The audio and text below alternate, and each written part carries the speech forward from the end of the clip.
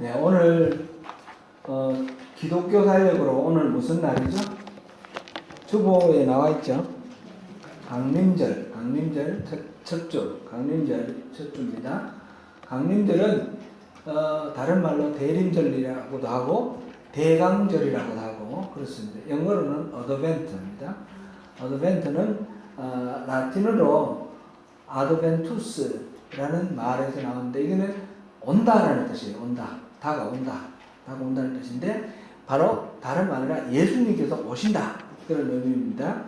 예수님께서 하늘에 계신 예수님께서 사람의 몸을 입고 이 땅에 오신 그 성탄을 기념하는 그런 어드벤트이기도 하고 예수님이 또 다시 오시겠다고 약속하셨잖아요. 그럼 다시 오시는 것을 간절한 마음으로 갈망을 하는 그런 기념일입니다.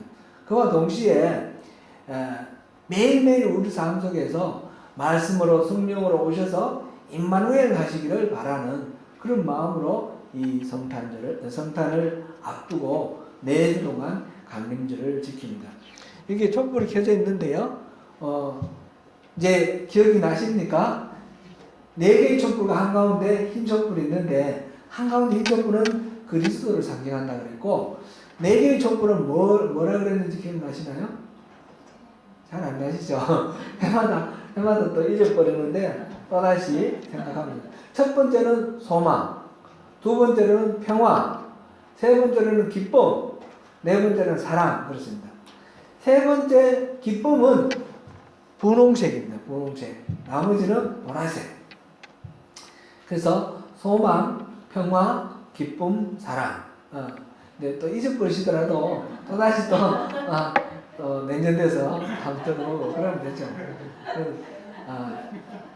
이게 예수님이 오심으로 인해서 우리가 이런 마음을 갖는다. 이런 마음을 갖고 예수님을 기다린다. 그런 뜻입니다. 오늘 특별히 강림절 첫째 주 소망의 촛불을 켰는데 오늘 설교 제목이 마침 더 좋은 소망이에요. 이거는 제가 여러분 다 아시다시피 지금 순수대로 쭉 가면서 지금 오늘 만난 데에서 이 소망과 소망이 같이 만나니까 참 신기하기도 하고 감사하기도 하고 그렇습니다. 오늘 말씀 통해서 우리에게 정말 참된 소망, 그냥 표면적인 소망이 아니고 정말 깊이 있는 우리 인생의 가장 중요한 소망이 뭔가 한번 생각해보는 그런 시간 가지면 좋겠습니다. 지난주에는 우리가 멜기세덱과 그리스도라는 제목으로 멜기세덱의 반차에서 나온 대제사장으로서 그리스도가 어떤 분인지 그를 알기 위해서 멜기세덱이 어떤 인물인지를 알아봤습니다. 멜기세덱은 창세기 14장에서 나오는 그 인물이었죠. 딱 2번밖에 나오지 않는다 그랬습니다. 성경 전체에 구약 성경 전체에 창세기 14장 한 번 나오고 그 다음에 시편 110편에 나옵니다. 창세기 14장에서는 아브라함이 그 조카 롯이 살던 그 소돔 땅에 그 엘람을 비롯한 5개국 동맹군이 쳐들어와서 거기 있는 그 사람들을 포로로 끌고 가고 모든 재산을 약탈해 갔다라는 소문을 듣습니다. 자기 조카도 사로잡혀간 거죠. 그래서 자기 집에 있는 집에서 훈련한 하인들을 조직을 해서 그리고 주변의 사람들에게 도움을 요청해서 군사들을 이끌고 가서 기습을 해서 그 적을 5개국 동맹군을 이깁니다. 이기고 그 모든 포로로 끌려간 사람들을 빼앗아 오고 그리고 빼앗긴 노예물도 찾아옵니다. 사실 제가 지난 시간에 안 다뤘지만 이 5개국 동맹의 그 대표가 엘람 그돌라오멜이라고 그랬는데 엘람이라는 나라는 나중에 바벨론 이렇게 바벨론이 아주 강대국이에요. 지금의 이란에 해당되는 땅 페르시아 이전에 있던 그런 나라예요. 그 나라를 중심으로 해서 5개 나라예요. 이 나라들에 대해서 이 소돔이나 고모라나 그다음에 살렘이나 이런 나라들은 해마다 조금을 바쳤어요. 조금을 바치다가 그러니까 그 강대국에게 약소국이 조금을 바치다가 조금을 안 바치니까 쳐들어와서 굴복시키고 포로를 끌고 간 거예요. 그런 여러 나라 강대국 여러 나라의 군사를 이 아브라함이 가서 이겼다라는 것은 사실상 객관적으로 군사력으로 따지면 이길 수 없는 일이에요. 그럼 어떻게 해서 이겼어요? 하나님이 이기게 해주신 거예요. 아브라함은 그것을 압니다. 그래서 의의 왕 살렘왕 살렘이라는 말 자체가 평화니까 의의 왕이기도 하고 또 평화의 왕이기도 한 살렘왕 멜기세덱. 멜기세덱이라는 말의 이름은 멜기라는 말은 왕이라는 뜻이고 세덱이라는 말은 제데카라는 의라는 그런 뜻이라 그랬죠. 그래서 이름 자체가 의의 왕이고 살렘의 왕이니까 평화의 왕 그런 이름을 가진 이 멜기세덱이라는 인물이 포도주와 떡을 가지고 아브라함을 격려하고 칭찬을 했을 때 아브라함이 11조를 바쳤어요. 그 멜기세덱은 바로 하나님의 제사장이다 그랬고 그래서 11조를 바쳤습니다. 11조를 바쳤다는 말 자체가 아브라함은 이 전쟁은 내가 이긴 전쟁이 아니고 하나님이 이기게 해주신 전쟁이라는 그런 신앙 고백이 담겨 있습니다. 그랬을 때 멜기세덱이 축복을 해줬습니다. 이 일을 통해서 멜기세덱은 아브라함과 비교할 때 우위에 있는 우월한 존재다라는 것 그리고 아브라함의 자손 레위 아브라함 그때는 태어나지 않은 레위죠. 허리에 있었다 그랬는데 이 레위와 레위 자손에게서 나온 아론 지파 제사장들 이런 제사장들하고 이 멜기세덱을 비교를 할 때 멜기세덱은 그만큼 우월한 존재다. 비교를 해보면 아주 탁월한 존재다. 그래서 이 멜기세덱의 반차를 따라서 예수님이 대제사장으로 오셨다는 말 자체는 아론 지파에서 대제사장 되는 것과 비교할 수 없는 아주 우월한 그런 지위로 예수님이 오셨다. 그것을 우리가 지난 시간에 봤습니다. 그러면 오늘은 거기에 이어서 이 멜기세덱 반차에서 나온 이 예수님 이 부분에 대해서 왜 그렇게 예수님께서 오셔야 되는지에 대해서 또 한 번 더 살펴보겠습니다. 거기에 들어가기 전에 잠깐 또 곁으로 잠깐만 나가면 이 멜기세덱이라는 인물은 분명히 역사적 인물이죠. 그렇지만 보니까 부모도 알 수가 없고 시작된 날도 알 수 없고 생명이 끝난 날도 알 수 없다 이렇게 돼 있으니까 아주 신비한 그런 인물이에요. 그리고 항상 제사장으로 있느냐 그랬죠. 우리 보니까 7절 아니죠 3절 아버지도 없고 어머니도 없고 족보도 없고 시작한 날도 없고 생명의 끝도 없이 하나님의 아들과 닮아서 항상 제사장으로 있느니라. 몇 년 동안 제사장으로 있었다가 아니고 항상 있다 그랬어요. 하나님 아들로. 그러니까 아주 신비한 인물이에요. 신비한 인물이니까 이단들이 이 멜기세덱이라는 이름을 많이 들먹여요. 그 하나님의 교회 안상홍이라는 사람이 자기가 멜기세덱이라고 그랬어요. 그 사람 죽었죠.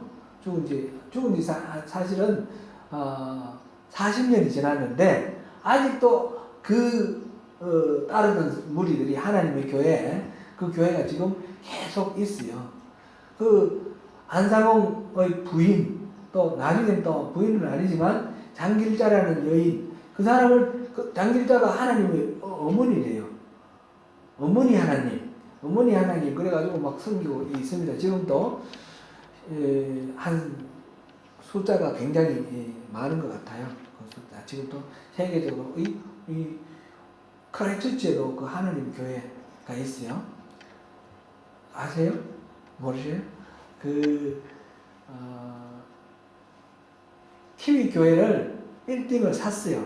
사가지고 그게 있는데 그게 지역이 어디죠? 그게 제가 잘 모르겠어요. 오래됐는데 그 하나님 교회가 오세아니아 지역 센터로 그 크라이처치에 있어요. 또 신천지 이만희가 자기가 멜기세덱이래요. 멜기세덱의 반차에서 왔다 그러기도 하고.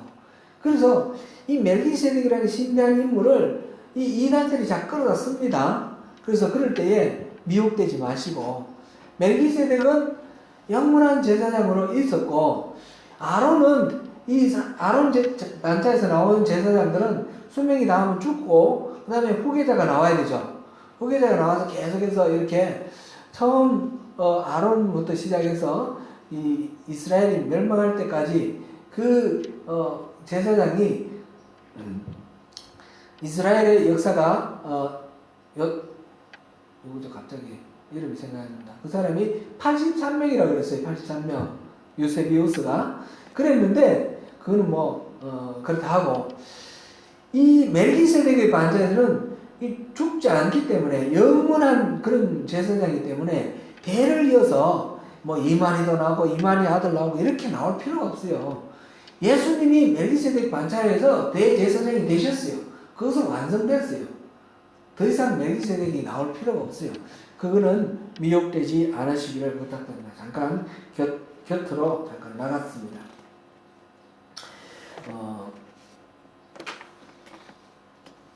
오늘은 아론 반차를 따르지 않고 멜기세덱 반차를 따르는 제사장이 왜 나와야 하느냐 하는 그 이유, 거기서부터 시작해서 그리스도가 대제사장이 되셨다는 것이 우리에게 어떤 의미를 갖는가, 그거를 살펴보겠습니다.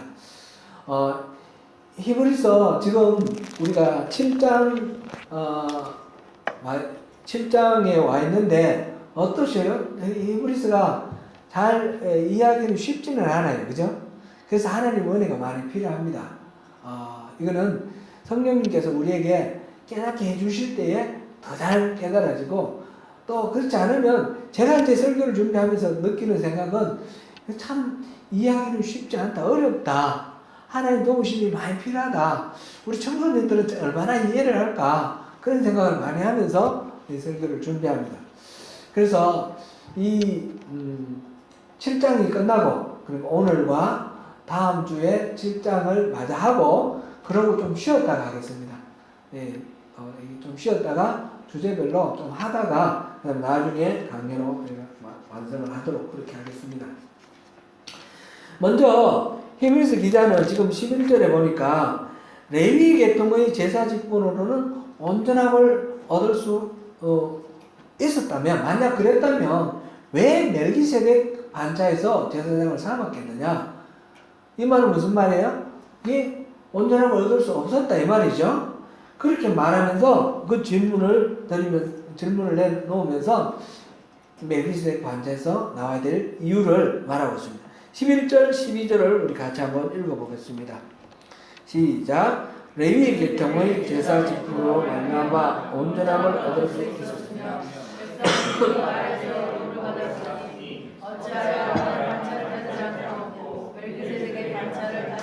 다른 한 제사장을 세울 필요가 있느냐? 제사 직분이 바꾸어졌은즉 율법도 반드시 바꾸어지리니. 아멘. 반응법적 질문을 통해서 아론 반차가 아닌 멜기세덱 반차에서 제사장을 세우신 이유가 이 레위 계통, 아론 반차를 따르는 제사장으로는 온전함을 얻을 수 없다, 그렇게 말을 했어요. 그래서 제사 직분도 이제 바뀌었고, 예수님이 오심으로써 바뀌었고, 그래서 율법도 이제 바꿔질 것이다, 그랬습니다. 히브리서에는 이 온전함을 얻을 수 없다, 완전하라, 온전한 그런 단어가 많이 나옵니다. 많이 나오는데 이 완전함, 온전함, 이 말이 반복되는 것, 그 의미를 우리가 잘 이해를 하면 히브리서 전체를 이해하는 데 많은 도움이 됩니다. 아론의 반차가 아닌 멜기세덱의 반차에서 제사장이 나와야 하는 이유가 무엇일까요? 무엇이 완전하지 못하고 온전하지 못할까요? 아론의 사역은 희생과 피 흘린 그것과 속죄, 그리고 하나님과의 화해에 관한 그리스도의 지상 사역을 나타내는 그런 그림자, 표상입니다. 아론은 하나님께 속죄와 더불어서 속죄와 더불어 백성을 받으시는 표시로 피를 가지고 지성소 성소 안에 지성소 그 휘장 안으로 들어가서 피를 가지고 피를 그 언약궤 앞에 뿌렸습니다. 그런데 이 아론과 그 후손인 대제사장들은 그 지성소 안에 머무를 수가 없어요. 그게 들어가서 피를 뿌리고 바로 나와야 됩니다. 그것도 1년에 한 번밖에 들어갈 수가 없습니다. 그런데 예수님께서는 십자가에서 죽으실 때에 이 성소의 휘장이 위에서부터 아래로 찢어졌다 그랬어요. 찢어졌다 그랬고, 그리고 이 히브리서에서는 그 휘장 안으로 예수님이 들어가셨다 그랬어요. 우리의 앞서 들어가셨다. 이렇게 표현했습니다. 그래서 예수님은 지금 어디에 계시나요? 하나님 보좌 우편에 계신다 그랬어요.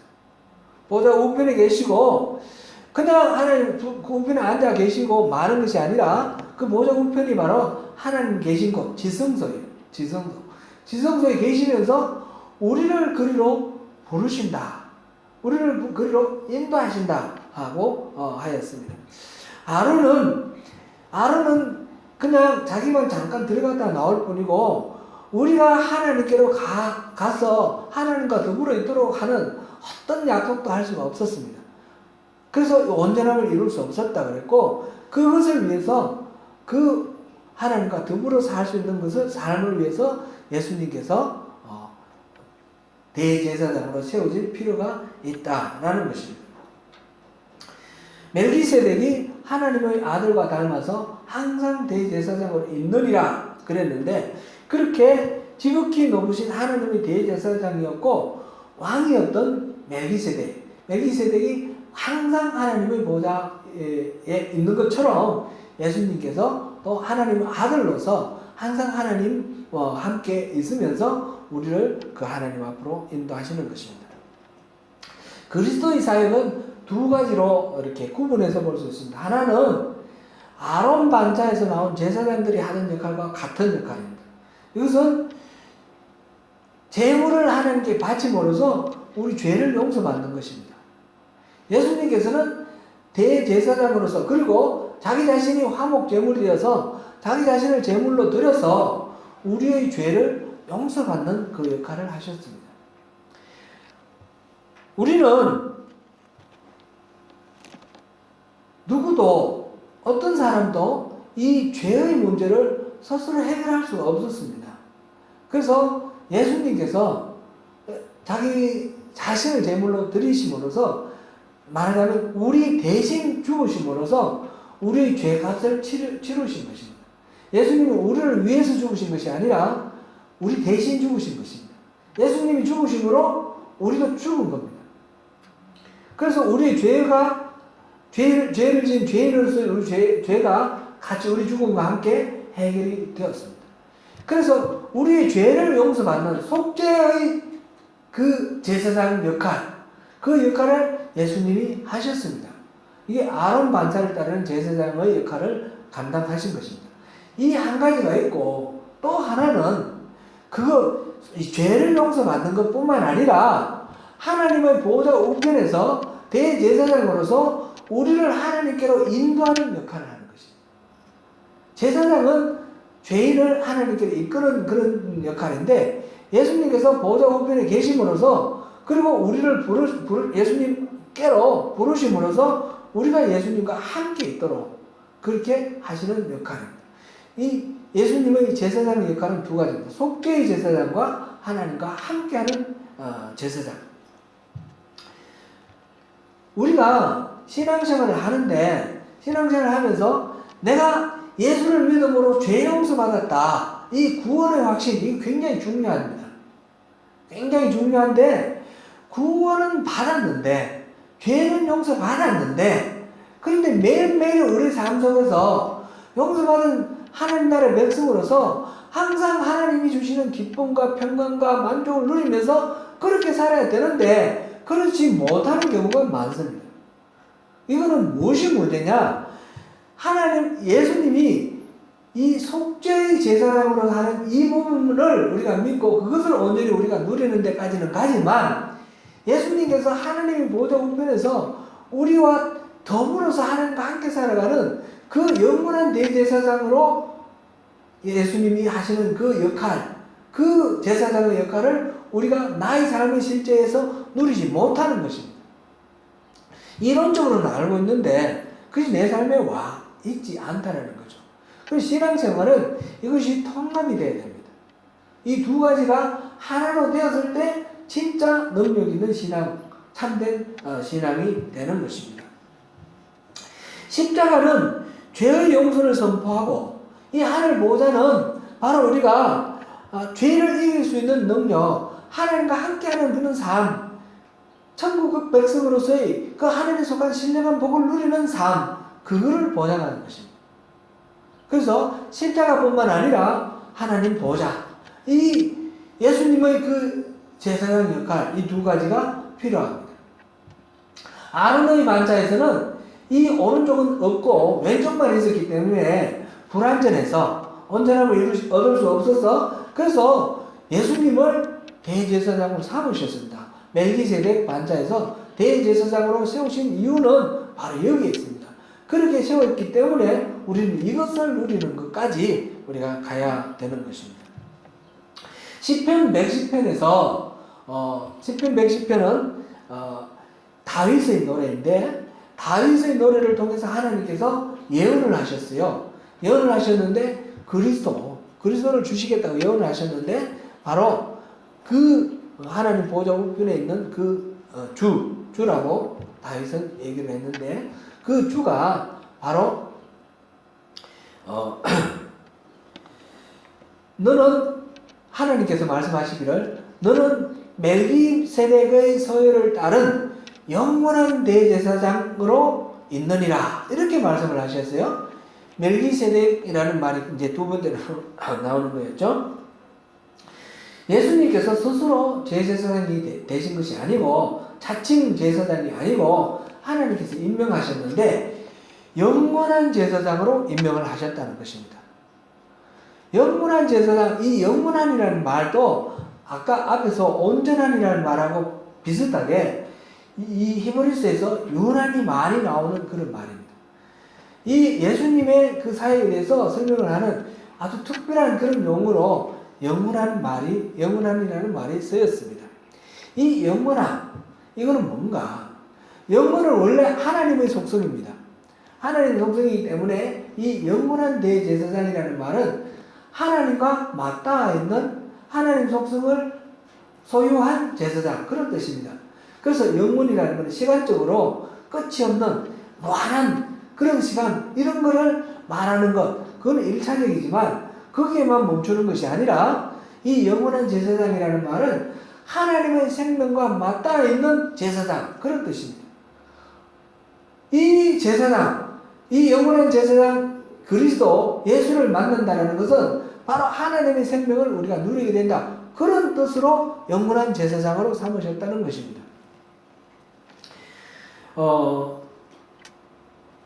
16절, 17절을 우리가 다시 한번 읽어보겠습니다. 16절, 17절. 같이 읽습니다. 시작. 그는 육신에 속한 한 계명의 법을 따르지 아니하고 오직 불멸의 생명의 능력을 따라 되었으니 전문하기를 내가 영원히 멜기세덱의 반차를 따르는 제사장이라 하였도다. 이제 그리스도는 아론처럼 육신에 속한 한 계명의 법, 곧 율법을 따라서 제사장이 된 것이 아니고 불멸의 생명의 능력을 따라서 제사장이 되었다. 그렇게 지금 표현을 하고 있습니다. 여기서 율법과 생명이 대조되어 있는데 율법은 말하자면 이론이고 원리입니다. 그리고 이 생명은 실제입니다. 수행하는 방법을 잘 배웠다고 해서 수행을 잘하는 게 아니죠. 수행하는 그 방법을 배우는 것과 다르게 수행이라는 자체의 훈련과 그게 몸에 익는 것이 필요합니다. 물고기는 수영을 어떻게 해야 되는지 이론적으로 배우지도 못하고 알지 못합니다. 그런데 물고기는 헤엄을 잘 칩니다. 물고기 안에 헤엄을 잘 칠 수 있는 능력이 있는 것입니다. 그렇게 지금 이 율법과 생명을 대조하고 있습니다. 우리에게 하나님의 법은 이렇다, 이렇게 하면 구원받는다 라는 교리가 있어요. 교리는 이 율법이에요. 율법. 있지만 이 교리를 잘 안다고 해서 우리가 이 구원받는 생명의 그 복을 누리는 것이 아닙니다. 이거는 우리 삶 속에서 이 교리와 다르게 우리가 누려야 되는 그런 부분입니다. 그것을 어떻게 해야 됩니까? 결국 영원한 제사장 그리스도를 세우신 이유가 바로 거기인데, 영원한 하나님과 하나님 생명과 우리가 연결되는 하나님 생명에 우리가 의지를 해야만 이것을 우리가 누릴 수 있다는 것입니다. 12절 우리가 다시 한번 보시겠습니다. 12절 같이 봅니다. 시작. 제사 직분이 바뀌어졌은즉 율법도 반드시 바꿔지리라. 또 18절도 한번 읽어보겠습니다. 18절. 전에 있던 계명은 연약하고 무익함으로 폐하고. 지금 여기에 제사 직분이 바뀌어졌은즉 율법도 바뀌어지겠다. 이 율법이라는 것하고, 그 다음에 18절에는 전에 있던 계명이라는데, 이것도 율법을 가리키는 것을 우리 다 알 수 있겠죠. 율법은 이제 폐하겠다라는 것입니다. 이게 무슨 말일까요? 율법은 연약하고 무익함으로 폐하여야 되겠다, 이런 말이 있습니다. 바울 사도도 비슷한 이야기를 하였거든요. 에베소서 2장 15절 같이 읽어보겠습니다. 시작. 법조문으로 된 계명으로 율법을 폐하였으니 이는 이 둘로 자기의 한 사람을 지어 화평하게 하시고. 법조문으로 된 계명의 율법은 폐하셨대요. 예수님이 폐하셨다, 그렇게 되어 있어요. 근데 사실 예수님께서는 마태복음의 5장 17절 말씀인데 다르게 말씀하셨어요. 한번 보겠습니다. 마태복음 5장 17절 시작. 내가 율법이나 선지자를 폐하러 오는 것 생각하지 말라. 폐하러 온 것이 아니요 완전하게 하려 함이라. 예수님의 사역은 율법을 폐한 것입니까? 아니면 율법을 완성한 것입니까?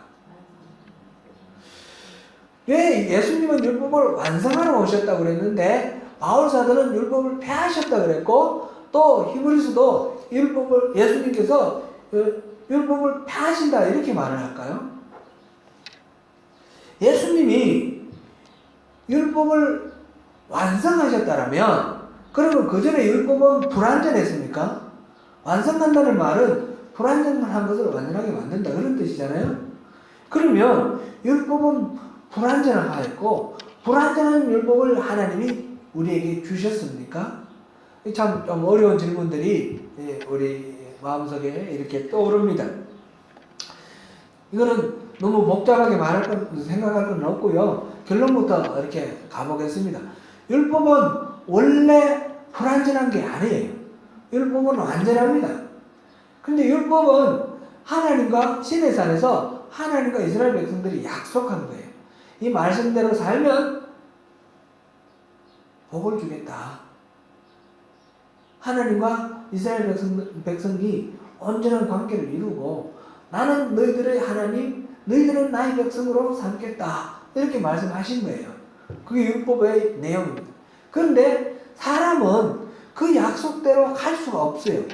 율법이 불완전한 것이 아니라 사람이 불완전한 거예요.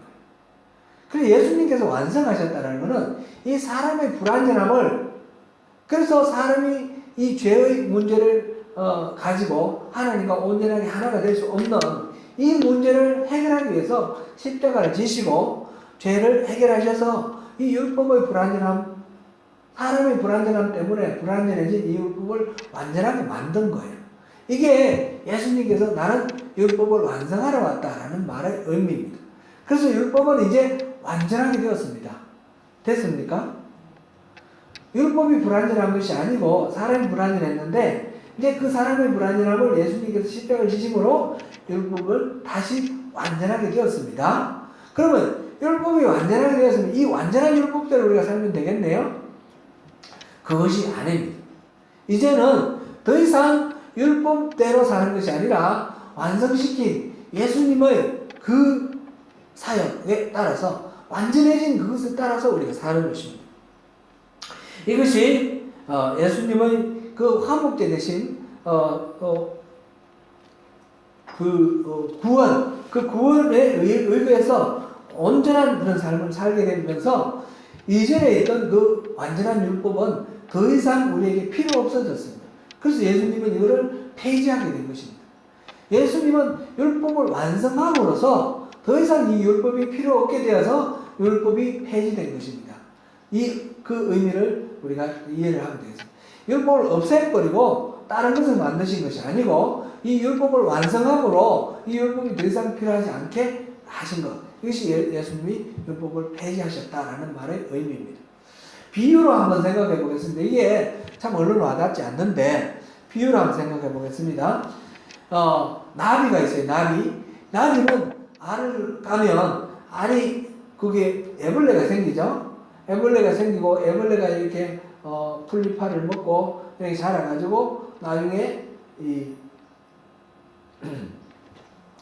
번데기가 되고 번데기를 이 꼬치를 깨고 이 번데기 깨치를 꼭 깨고 나와서 나비가 날아갑니다. 이제 이 나비에 애벌레가 보면 애벌레는 완전합니까? 불완전합니까? 애벌레로서는 완전합니다. 그죠? 그 율법이 완전하다는 의미하고 같은 겁니다. 애벌레로서는 완전합니다. 그렇지만 이 애벌레는 이것으로는 날 수가 없어요. 그래서 고치가 되고 나비가 되는 그 과정이 필요한 것입니다. 변태라고 그러죠.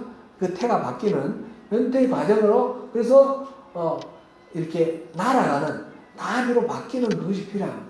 율법은 율법대로 완전하지만 이것으로 머물러 있어서는 안 되고 그리고 그 다음으로 이 예수님의 아까 보면 십자가에서 보좌를 꽂아서 나아가는 이것이 필요한 것입니다.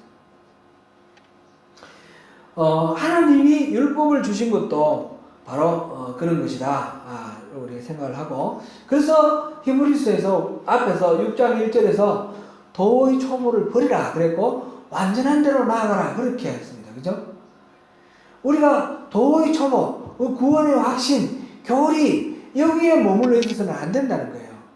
우리 예수를 믿는 것은 우리 구원받아서 우리에게는 더 이상 죄가 없다 이것으로 머물러서는 안 되는 것이고 하나님 나라 백성으로서 하늘나라의 신령한 복을 누리는 데까지 나아가야 하는 것입니다. 나비가 되어서 날아가는 데까지 우리가 나가야 되는 것입니다. 그래서 그것을 위해서 하나님께서는 멜기세덱 반차에서 그리스도를 대제사장으로 삼으셨다라는 것입니다. 아론 반차에서 대제사장으로는 불완전하기 때문에 이 멜기세덱 반차에 영원한 제사장으로 그리스도를 세우셨다라는 것입니다. 그래서 오늘 본문 이 6절에서는 6절이 아니라 19절에서는 율법은 아무것도 온전하게 못할지라 이에 더 좋은 소망이 생기니 이것으로 우리가 하나님께 가까이 가느니라. 더 좋은 소망이 생겼다.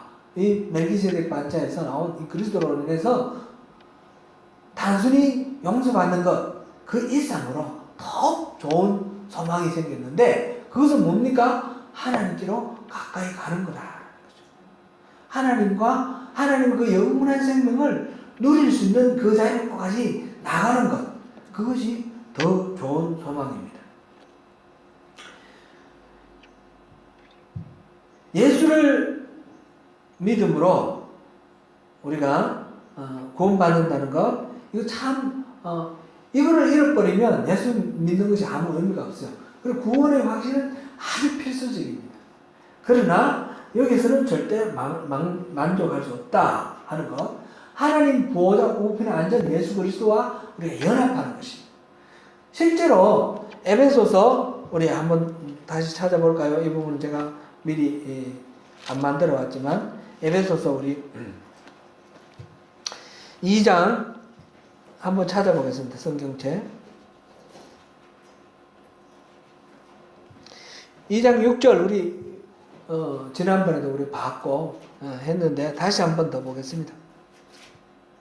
5절 6절 2장 에베소서 5절 6절 시작 허물로 죽은 우리를 그리스도와 함께 살리셨고 너희는 은혜로 구원을 받은 것이라. 또 함께 일으키사 그리스도 예수 안에서 함께 하늘에 앉히시니. 아멘. 예수님은 하늘에 하나님 보좌 우편에 앉으셨는데 하나님은 우리 또한 함께 일으키셔서 예수님과 함께 하늘에 있게 하셨다는 거예요. 이게 우리의 복인 거예요. 그러니까 신앙생활은 예수 잘 믿고 그 다음에 예배 잘 드리고 그 다음에 헌금도 열심히 하고 교회에서 부지런히 봉사하고 이런 식으로 여러 가지 율법적으로 종교적으로 열심을 내는 그런 데 머물러 있어서는 안 된다는 거예요. 그것 이상으로 우리 신앙의 본질이 뭐라 그랬습니까? 하나님과 하나 되는 거예요. 친밀한 사랑의 교제. 그래서 하나님을 깊이 사랑함으로 인해서 하나님의 뜻을 알고 하나님이 뭘 기뻐하시는지, 하나님 기뻐하시는 걸 나도 기뻐하고 하나님 싫어하시는 걸 나도 싫어하고, 그래서 하나님이 이루고자 하시는 어떤 일, 그 소원이 있으면 그거를 내가 행함으로써 그 일을 행하는 것이 나의 소원이 되어서 그 일을 행함으로써 하나님이 기뻐하시는 걸로 나도 기뻐하는 것. 하나님과 내가 온전히 하나가 되어 있는 것입니다. 그것이 신앙입니다. 그래서 신앙은 우리가 잘 믿어서 하나님 감명받게 해서 우리가 복받고 이 땅에서 건강하고 부유하게 복받고 잘 살고 그 다음에 천국 가는 것, 이것이 목적이 아니라는 거예요. 이거는 그냥 부수적으로 따라오는 하나님의 선물이고, 신앙의 본질은 뭐예요? 하나님께로 가까이 나아가는 것, 하나님과 함께 되는 것, 하나님과 친밀한 교제 속에 우리 삶 속에 늘 하나님이 우리 속에 계시는 것, 우리가 늘 하나님 안에 있는 것, 그것이라는 거예요. 그것을 위해서 예수님께서 멜기세덱의 반차에서 제사장으로 세워진 겁니다. 그래서 우리가 그 하나님과 하나 되는 것, 이거는 잃어버린 아들의 비유에서 아버지의 유산을 받고 타지로 떠났던 그 아들이 자기가 가지고 있는 그 재물을 다 쓰고 난 뒤에 그 다음에는 아무리 발버둥 쳐도 살 길이 없었어요. 그죠?